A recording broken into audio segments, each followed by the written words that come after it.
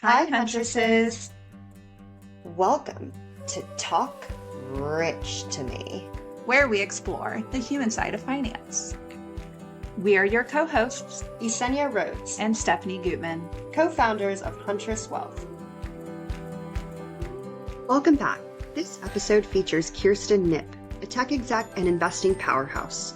Today, Stephanie and Kirsten explore how early exposure to financial conversations can spark a lifelong curiosity about investing. So I will open it up, Kirsten. How did you get into this chair today? Well, Stephanie, I got in this chair. It was really, really fun, right? We met at a startup conference and you were introducing yourself and Huntress while we were all sitting around a round table. And I thought, sit up straight, Kirsten. There's somebody you want to get to know. Ultimately, I have for quite a while sort of thought, how could I give back through financial education? Just because over the course of my life, I've, unbeknownst to me, had the good fortune of having a family, having parents who talked about finances maybe more than others did. And only in the last 10, 15 years did I realize that that was something different. And feel like not enough people have access to the type of information they need to make a great plan. So I thought, how can I help? And here we are. Yeah, I love that you got up from the like I had to leave a little bit early, and you're like, I'm following you. Yeah. That thing that you're doing, I want to talk to you about it. Well, and truly, actually, it was really interesting. I didn't share this with you, but 2 companies ago, when I left my company, I was kind of doing the rounds of like hugs, farewells, some virtual, some in person. Yeah. And I was talking with the chief revenue officer at the time, this guy, Jamie, super nice guy. And as we're chatting, he said, well, I hope we stay in touch. And I was like, yeah, great. He's like, somehow we got on, what do you want to do when you retire? And we both said, well, I'm not sure we want to retire. Yeah. But, I'd like to work on X or I'd like to work on Y. And he said, yeah, one of the things I've been thinking about is how to actually work on financial education for my kids. And I've been thinking about trying to do education on that. I was like, Jamie, this is something I also think about all the time. So I've realized I think it's important to start talking about it sooner rather than later, because I think there are a lot of people out there that know this is a topic of interest, that this is a problem to be solved. And hearing about someone who's trying to solve this specifically for Women Plus is really cool. Yeah. I love the knowing what you want and knowing what you're interested in. And then like in that moment, you're like, this feeds that. I'm going to go follow this strange woman and we're going to have more conversation. And to your credit, you didn't say this woman's totally bonkers. I'll at least have a conversation. I mean, maybe a little bonkers, but that's fine.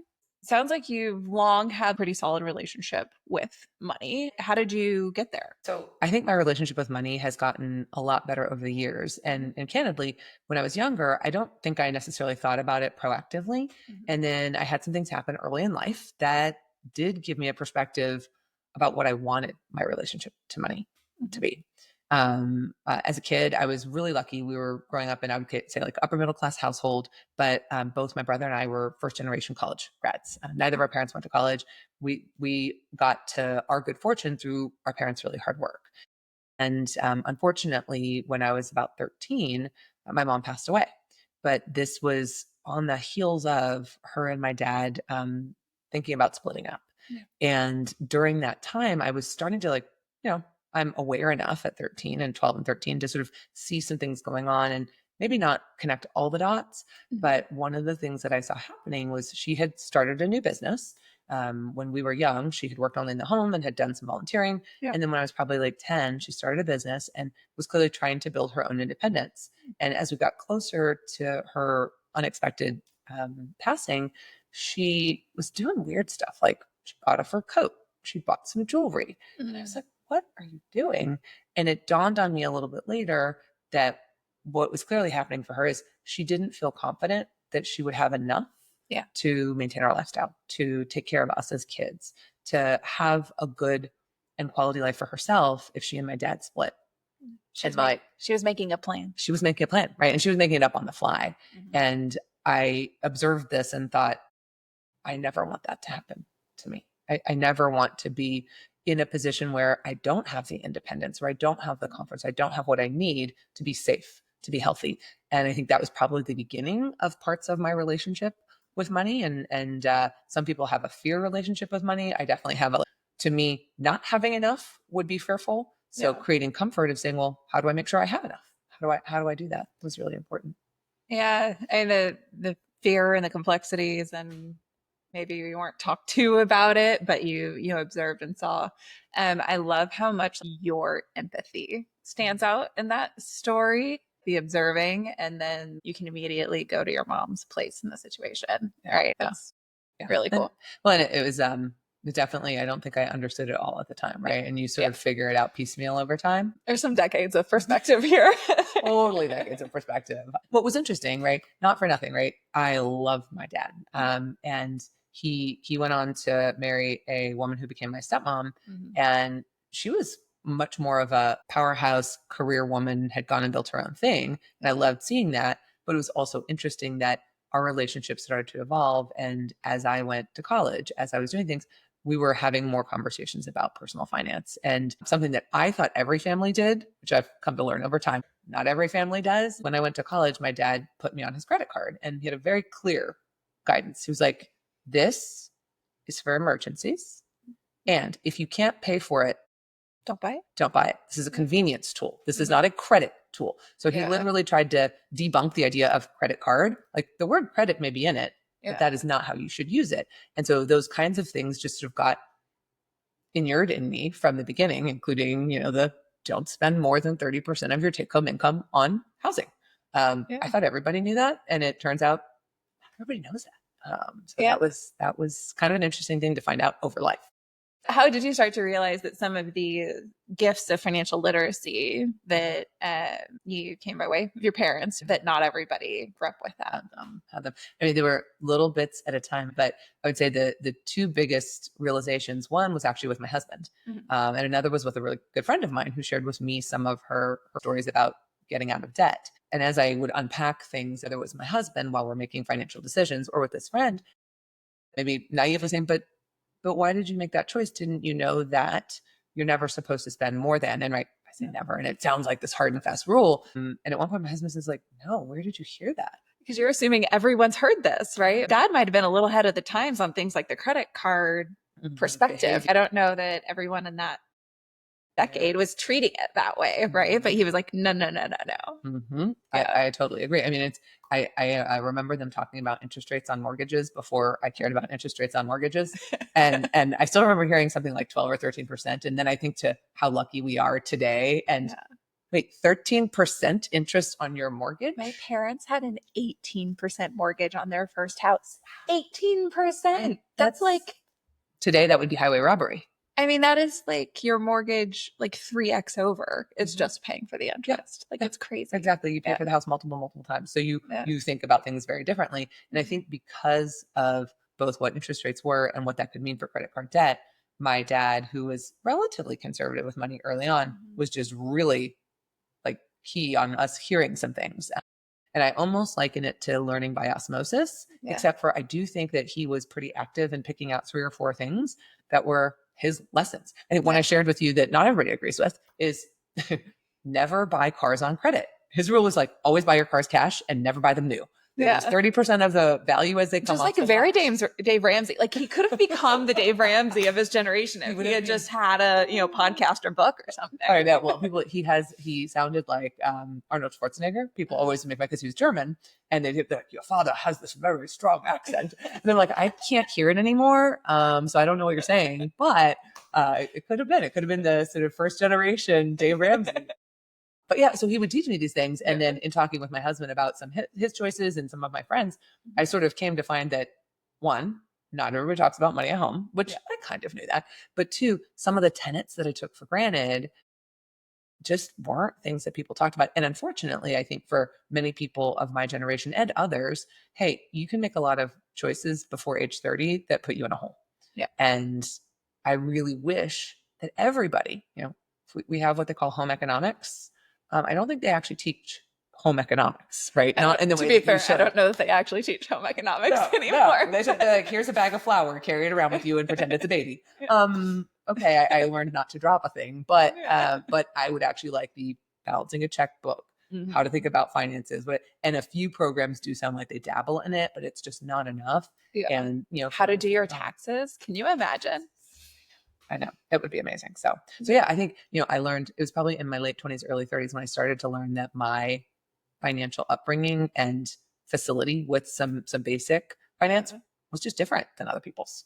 Yeah. So when you met your husband and y'all were making some of those early financial decisions together, and not all these principles were shared, what were some examples that, how did that show up? Yeah. I think the biggest one, and it probably will come back as a theme over and over again, was like tolerance for risk and comfort with leverage. And what's interesting is I would say when I started in my relationship with my husband, his risk tolerance was way higher than mine. Yeah. And in some cases that could have been okay. And in some cases it didn't work out as great as it could have. And my risk tolerance was really, really narrow. And candidly, it was probably too narrow. And that's going to be one of the pieces of advice that I would share with others. We've now been together 20 years. Yeah. And over the course of 20 years, I think I've softened in my risk tolerance. Like I'm like, okay, this feels okay. It is. And I think our financial picture looks different so that some of that tolerance is a little bit wider anyways. And I think there's areas where he's been like, oh, okay, now some of the edge cases that you're talking about, we're seeing some of this play out in the market. Maybe his risk tolerance has gotten a little tighter and that we're helping each other balance out. But the best example that I have was actually when I first moved to Austin. And for those of you that aren't in Austin, it's amazing. And we lucked into moving here before it became clear that this was going to be a real tech hub. Yeah. So I moved here in 2005 and I was purchasing. Excellent timing. Right after, because everyone knows the 1999, 2000 bubble burst, right? But it didn't really hit Austin until 2002, 2003. That was so y'all got right on that upswing. And the real estate crisis happened in 6-7. And so there was more to come off of that. 5-6-7 was also in there. So there was a bunch of weird and for us fortuitous timing. I bought my first condo in California right after grad school. And I ended up selling my condo in California and moving here. And my realtor at the time said, hey, based on what you sold in California, you did well enough. I think you should buy 2 things here. First, he tried to sell me in East Austin. And I was like, I'm a single woman. I'm not yet comfortable with how transitional this neighborhood is. But because my husband, now then boyfriend, hadn't moved here with me yet. And I said, so I'm not comfortable buying there. And we found a great little townhouse for me. And I was going to basically bank another $150,000 that I wasn't having to spend because the realtor's advice was, you should just buy a second place. And so I went back and forth with myself and in my risk tolerance based on my earnings and my 30% rule and all those things, I sort of looked at it and said, what if this thing goes vacant for a year and I don't have a tenant? I'll be at like 50% of my salary from a mortgage standpoint. I'm not comfortable with that. Hindsight 2020, this realtor gave great advice and I missed out on an opportunity. But what was interesting is my husband was kind of then boyfriend. He was pushing towards that investment. Who like cares this about 50%? Right? That's like, this is a great investment, et cetera, et cetera. Hindsight, he was right. But we ended up doing something similar in that he bought a place and it's the place that we actually live now. We ended up tearing down and building on it. So between the two of us, we did have 2 homes that we both bought in 2005. And I think a third might have been a good investment, but also could have been stretchy. So, well, you spread out some of the risk. We did spread it wasn't all on like your credit. And we didn't know that we would, be together forever. So sounds like you had an idea. Giving input on financial decisions. True. We've only been together 6 months though. Oh, so, wow. We had all the big and tough conversations early. I love that. Yeah. But I would say that financial investment, that real estate investment was probably the place where I made the lower risk decision. And over the years, maybe you asked me when we were chatting before, like, how has that changed over time? I think because we have a different financial situation now, 20 years on in our careers, but also because I've now seen what leverage can do in real estate and how we can diversify our assets. So when it came time to build our house on the second lot, we were looking at the finances and what the budget would be. And I thought, my goodness, can this neighborhood ever sustain a home of that value? Right? Well, we're building it for us. But, at some point we'll want to sell it. And his answer was, Austin's only going up. This is only going up. Which is always famous last words, except for in the case of Austin real estate. Austin real estate. I mean, or coastal real estate. But so I was sort of like, I'm really nervous, but okay, I can get on board with this. So we did make what then felt a little risky to me. I said, can this neighborhood sustain over $1 million home? And the neighborhood now sustains like 2.5. So it's that worked out well, but definitely he softened my resilience to risk. And I started to better understand the leverage that we could get out of what were then 2% interest rates on mortgages. So we talked about risk tolerance is a thing that we're used to talking about, right? And we talk about that a lot as the stories we tell ourselves or our feelings. We're just predispositioned to risk or not. But you keep saying your financial situation changed and your risk capacity has grown. Absolutely. And the assets to expenses ratio theoretically has grown and changed. And so it's funny to think your husband might have came in with a how bad can it go kind of mentality, right? And it's not that you are in a fully how bad can it go mentality. It's that you've just got like that bigger and bigger safety net behind you. Yeah.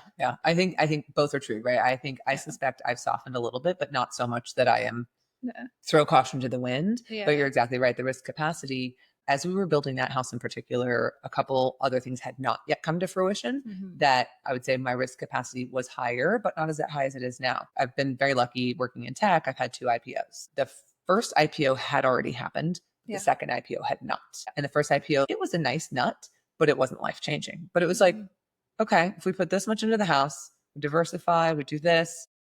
Okay, if we had to sell the house in 3 years, what would that look like? If we had to sell the house in 5 years, what would that look like? And how bad can it go? How bad can it go? Right. It's almost like, actually, I was recently talking to somebody about a contract that they were working on. And they're like, well, I don't want to think about that weird edge case. And I said, here's the thing. The contract should contemplate all the bad things so that when the good things happen, like you can just forget about it. And I think about financial planning that way too. What are the weird scenarios that might happen? In fact, we did some financial planning the other day and we're like, what if, should we count on Social Security? So we put 0 in for Social Security to see what would happen. Actually, as our base case, we're saying it's 0. I certainly hope it's not the base case because it makes a big difference. But if our base case, Social Security is 0, we're like, okay, even in that base case, that's not too bad. That's pretty good. Okay. So if Social Security, the happy accident happens that we all get paid. Well, so I'm going to counter that too, because this is not something I want people to take. Social Security is a formula. So it by definition can't go away because it's all a function of how much goes in. And so it's one thing to financially plan and assume it's not there, but we have to be loud and protect it because it is something that would be taken away from you if it did not exist. Congress would have to do something very interesting to remove that benefit that we have all paid into. Exactly. So, yes. So I don't mean to be flippant about it. I'm flippant in that I say, if it were not there, how would it look? And I don't think we think of it as something we've paid into. So you can go to ssa.gov and get your formula. And you can go and see how much you've paid in, whether it's you or your employer, like the combo, how much has gone in. And that's your money. It's not that the government took it. It's your money. Right. And so the very least we should get that back, but it should have grown. And should cover all the things should happen that are good to it. And so it's I do like getting that little statement every year that says, if you start at 62, if you start at 75, if you start at I've built out, especially when going to Start Huntress. Well, what happens if I'm not paying into Social Security for 3 years? What happens, right? It changes to some regards, get to control what salary is. If I hold salary low to help invest in this business, how much it's when I can do the math on my income now, right? But how much am I shooting myself in the foot for later when it comes to Social Security? So I actually built out a scenario analysis. If I only have 5 more high earning years, right? What does that look like for my benefits? Or if I do let's say I want to take a step back and go run the bakery kind of, if you want to just do the not high pressure version of your life, right? So say that's 20 more years, but this more moderate salary, what does it do? So I actually have that calculator built out. That is way more detailed than us. We have that done, but without the variable on Social Security. We're just looking at the total number. So I love it. But that's, maybe bring it back to risk tolerance and risk capacity. I think that, because clearly we're nerds about numbers, I think it's kind of fun. I think it's kind of fun to build those scenarios, but it also, we did the math just this last weekend to revisit again and say, do we both need to go do high powered jobs for another 5 years or not? And the answer is no, we don't have to. We can do whatever we want. It's just so empowering. It's so empowering. It's so freeing. And I still want to go do one more big, but you know what? But it also means you get to be picky. get Like to you be don't very have picky. to run into a like company that's not a great situation. Exactly. Right. Exactly. It's wonderful to know your risk capacity, risk tolerance, and what those scenarios look like. So yeah. Amazing. You had mentioned the early home purchase, right? And that decision making, and then later on your risk tolerances coming more in line. How do y'all talk about money today? Also, you've been going through all this planning lately. What does that look like practically when you're talking? When you're talking about it, I'll maybe talk about it in 2 or 3 different ways, because there's the when we first started dating to early marriage to today, which is a 20-year evolution, right? Yeah. In our case, when we first started dating, we had a weird snafu in our dating life that made us go talk about tough stuff early. Yeah. And it was more tough relationship stuff than it was finances, but it was, how do you feel about kids? What does fidelity look like to you? All of those kinds of things. And I think through having those conversations, one, we got to a place where we're just pretty frank with each other, which is really important. But most people argue about money, kids, and intimacy. Those are like the 3 big things. I'm sure there's a whole other menu out there, but those are the the nagging stuff and then this and that. But those 3 are the big ones that can ruin relationships. And so we talked about the first 2 already, and then we're like, well, we haven't really talked about money. Yeah. Should we talk about money? What do you talk about, right? Yep. And so we did. When we first started dating, there was, okay, well, what is your financial situation? What is my financial situation? We definitely had different financial situations, partly because we'd had different risk tolerances. Yeah. He had actually, he had founded a startup with some friends, and so was in a much leaner financial place than I was. I was, P's and Q's, saving, using my 401k, doing my thing, making my little formula. You did have a career switch in there though, but always kind of in a comfortable financial. Yeah, always relatively comfortably financial. And even like my first career did not make much money, but still used the same tenets in terms of savings and what I was thinking about. And so I think, we started out at least gently sharing and exposing a little bit. And then as we were approaching getting married, what was interesting for us is we were trying to build a house before we got married. And it turns out that that's actually not that easy to do because the ownership structure is complicated. So we had to form a trust and an LLC. And it turns out when you have to do those things, you just start talking about, well, do you have any other debt? Do I have any other debt? What would happen if we get foreclosed on? What happens? I love that. I'm imagining like a lawyer being like, well, what do you want me to put in this section? And then y'all are like, oh crap. About that. The good news is we got the form thing beforehand. Ironically, in most of these cases, they'll have like sent you a thing that says like, prepare the answers to these 10 questions. And maybe 5 of them, you're like, I know the answer. And the other 5, you're like, oh, I didn't think about that. And it forces some interesting conversations. Yeah. So we had a couple interesting forcing functions, but I think they made us more confident to bring them up. And now I would say candidly, anytime that we have a major life, career, or financial decision, proactively, or just as an example, John built a business for 20 years in construction. And about 5 years ago, he was just done. He was sick of it. He didn't want to be the boss and run payroll and. He loved some parts of the work, but he hated doing all of the other stuff. So I really don't want to run this business anymore. And we looked at the math. We're like, well, if you were to sell it as it is today, probably wouldn't be a great outcome. How do we structure it so that it makes sense for you, for me, for us? And that led to probably like a 2-year thing where he worked on the business, structured it, planned it, and then we sold it. And we kind of knew, well, what number would we be happy with? What could work? How does that play out? How much time can you take off after that? And similarly, when I've changed roles, should I buy my stock? Should I not? What? Why? So every time there's a major change, we now just proactively, hey, so here's what I'm thinking about. What do you think? Yeah. And it becomes, partly because we've now gotten so good at it, it sort of becomes rote to be able to say, here's what I'm thinking. What do you think?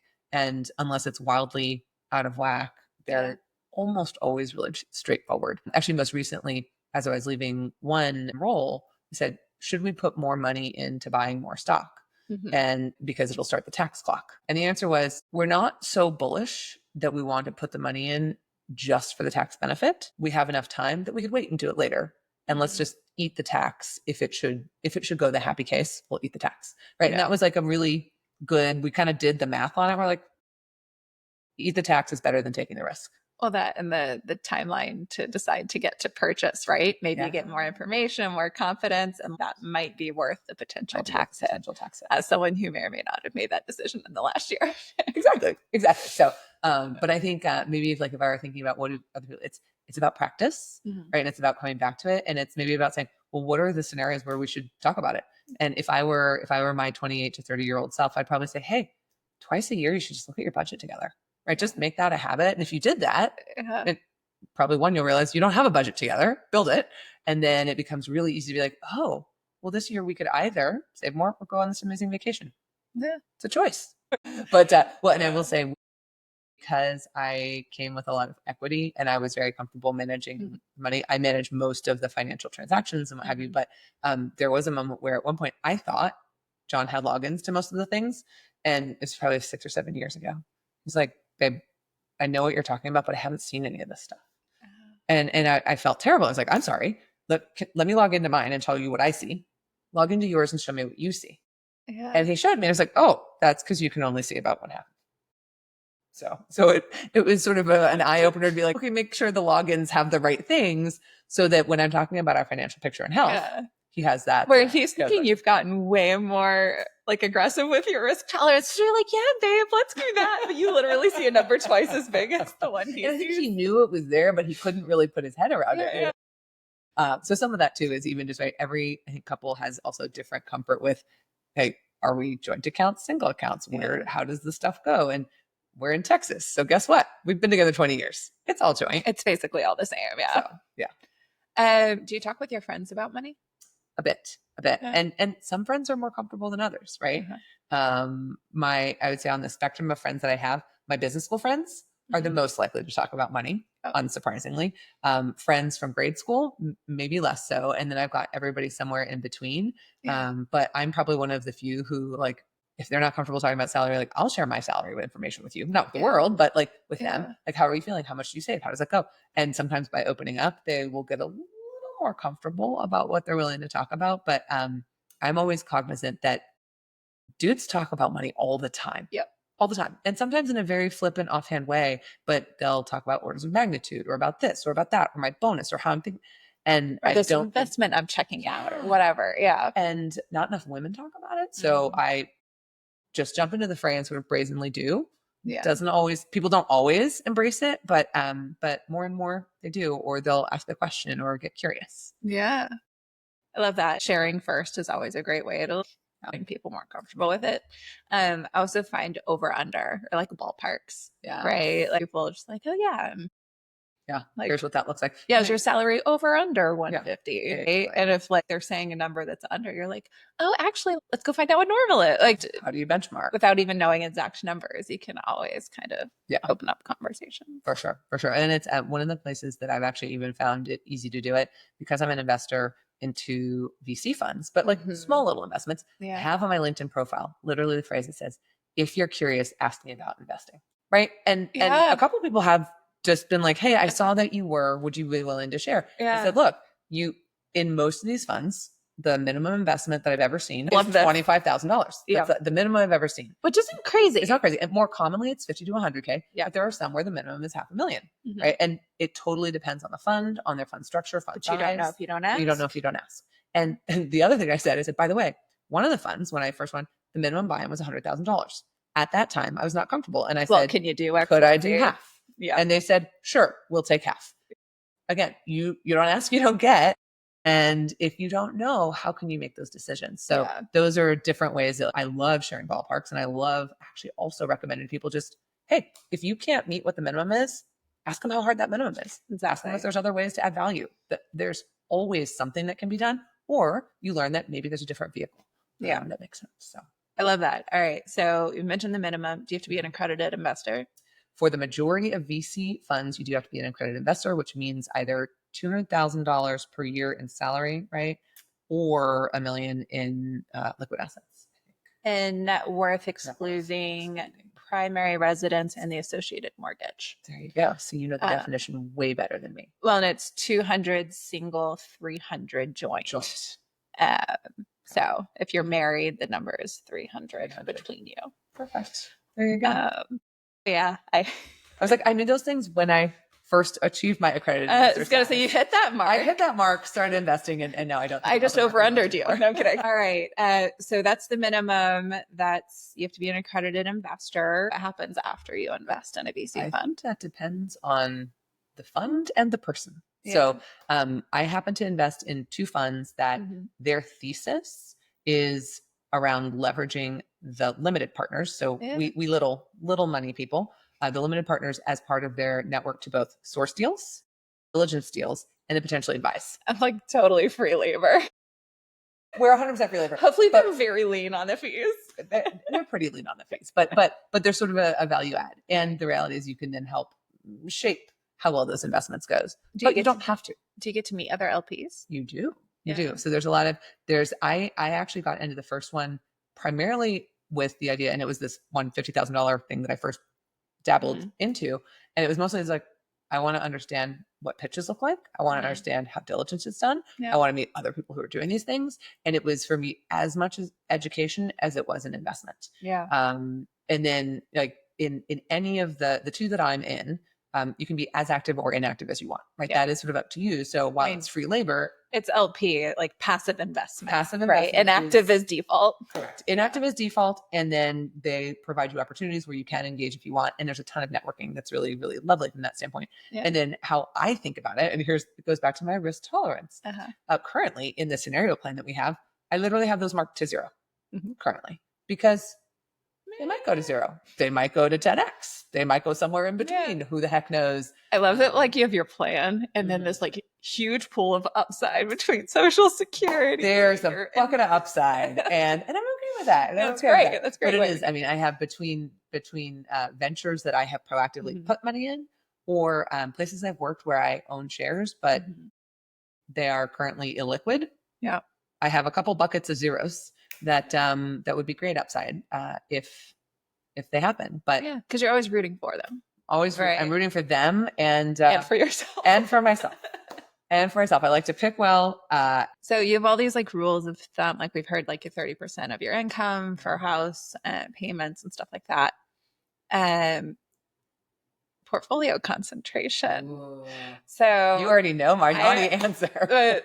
So before I get your full answer, let's just talk on that like VC fund piece or kind of these other, company stock choices along the way. Yeah. Do you have any rules of thumb on like max percentage in these alternatives? It's a really interesting question in that I should, but I don't. That is probably one where I've gone a little bit more on my gut, which is not ideal. How do you know? You don't know. You don't know. So there are 2 rules of thumb that I have used that are less about full portfolio concentration, but they are about single position concentration. But because I've had 2 IPOs, thank you, like worked my butt off, but also super lucky. And they weren't huge, but they're meaningful. My strategy has been the moment that the IPO pops and that I'm allowed to transact. Yeah, because there's a lot of rules. Because there's a ton of rules around what you're limited to do. Generally, I just take half out. And in both cases, one half went into the house we built here in Austin, and the other half went into another real estate investment. So I took half out and diversified into real estate. So that was sort of thing 1. And the only reason I diversified into real estate is because it's the other thing that I know well enough to feel comfortable with. And it's very, very different. It's a physical asset. It's a real asset. Right. It's a real asset. So it's not, it doesn't have the same stock market fluctuations and volatility that one might see. So the first is I take half out and I just park it somewhere else that I think is going to appreciate at a different rate and a different risk profile.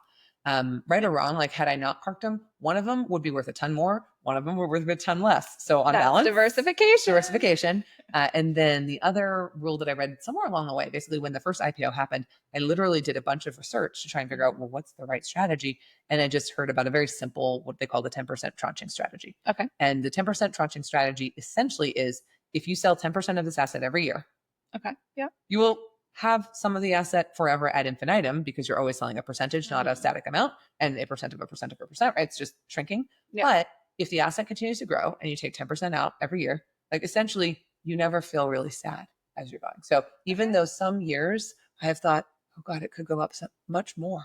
And I have definitely sold well before peak on a number of things. I've also slowly reduced the position as the position has continued to grow in one of the assets, and in the other, not so much.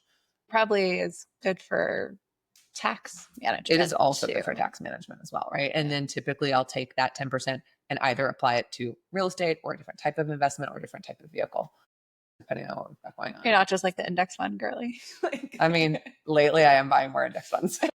and ETFs in other countries as well. So trying to create some global diversification of our portfolio, because currently, as one might imagine, I'm very US and very tech centric.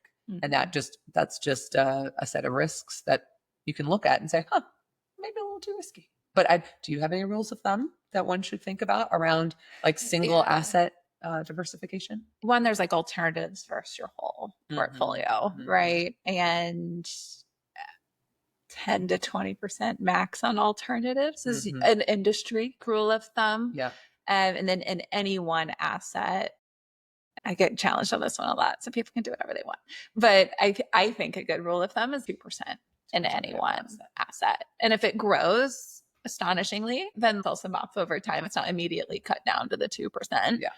But I have people ask me all the time, should I get into crypto? Or more often, my partner's in crypto. Should I shut it down? Or how do I shut it down? And I'm like, 2%. Anyone can go play with 2%. Yeah, like 2% that's in the grand scheme of like risk, you can afford to lose 2%. Like go have fun and then go learn. Like you said, the first VC investment was as much about learning as it was return. Like sometimes you just have to do the thing to learn. So like go do it, go learn, go have fun, but make sure you can afford to lose it. You would not love my portfolio concentration on single stocks, but so we talked about that. And that goes back to risk capacity is in some world, you can afford to lose it, right? Like your overall financial picture has changed. 70% of your portfolio is in individual stocks. And it's like,